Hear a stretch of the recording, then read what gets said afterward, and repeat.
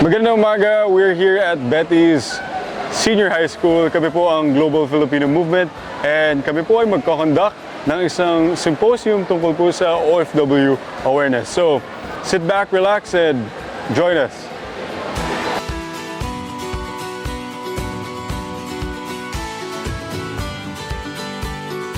Marangal na umaga po. Ako po si Juan Miguel B. David, 16 years old na nag-aaral sa Betis National High School.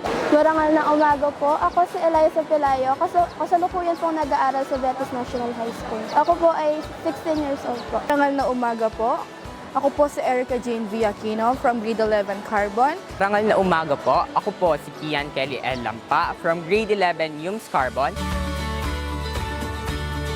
Meron po. Yung pong tita ko po, admin po siya sa kanilang company sa UAE po. Meron po, relatives po. Ano po, sa construction po sila. Yung pong mama po ng kaibigan ko po. Nag-work po siya sa Hong Kong po. Sila po yung mga Filipino na nagtatrabaho po sa ibang bansa.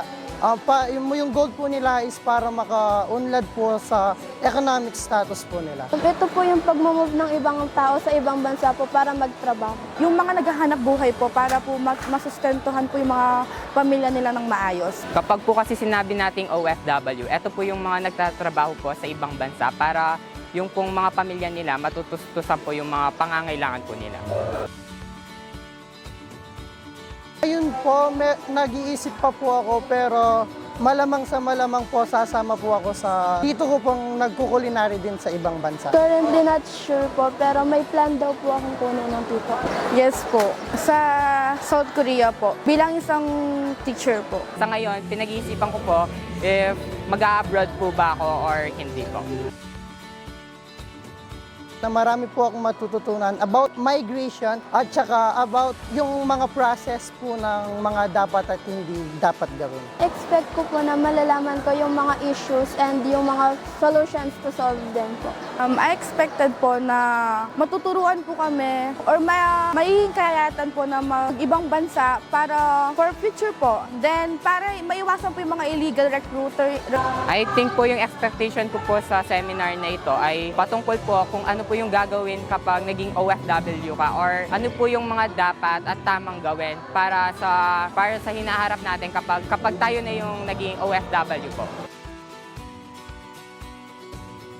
60% ay kumbaga mga anak ng mga OFW or connected sa pamilya ng OFW. You have to know, ito pong migration awareness campaign namin na ginagawa, nagsimula dito sa Betis National High School. My income, ang kinikita ko ay hindi sapat. Ika, bakit masakit yung likod ko? Parang tinutusok ng karayong.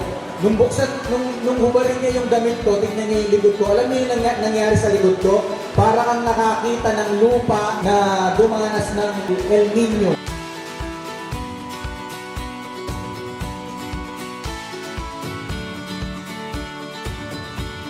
Dapat at hindi dapat gawin bago ka po mag-migrate sa ibang bansa, like yung mga proper ways at mga agencies na dadaanan mo bago ka makapag-migrate sa ibang bansa. Yung mga process na dapat daanan po or yung mga dapat malaman natin before tayo pumunta sa ibang bansa. Mga process po kung paano pasukin yung migration, then yung mga paano po iwasan yung mga illegal recruiting para po para hindi tayo maabala or masaktan man po sa mga illegal recruiting po.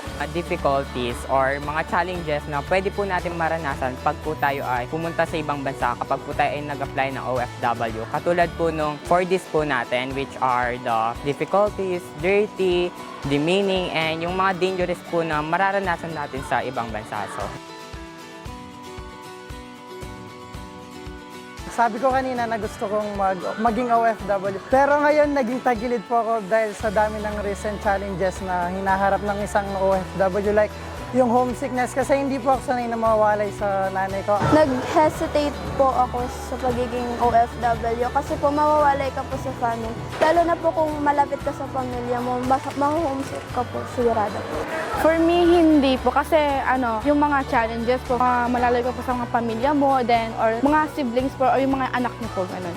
hindi po madali na tayo ay pumunta lamang sa ibang bansa. marami tayong mararanasan na problema. Makakatulong naman siya sa akin bilang isang estudyante para kapag ako ay nasa tamang edad na at gusto kong mag-apply ng trabaho sa ibang bansa, matutulungan niya ako bilang isang individual po. Yung pong gantong seminar ay napakalaking tulong, especially po sa aming mga senior high na iniisip na agad yung future at saka hindi po siya basta-basta seminar lang eh. Ang dami mo pong mapupulot, like hindi lang siya about sa migration, kung hindi mabibuild din po yung confidence mo as a student na nagbabalak na mangibang bansa. Yes po, kasi makakapagbigay po sila ng awareness about sa pag-OFW po. And bas para malaman pa po ng ibang mga estudyante, madaanan nila bago sila mag-OFW po. Yes po, kasi para handa po sila or maging planado or mabigyan po sila ng madaming knowledge po sa pagkakaroon po ng migration po.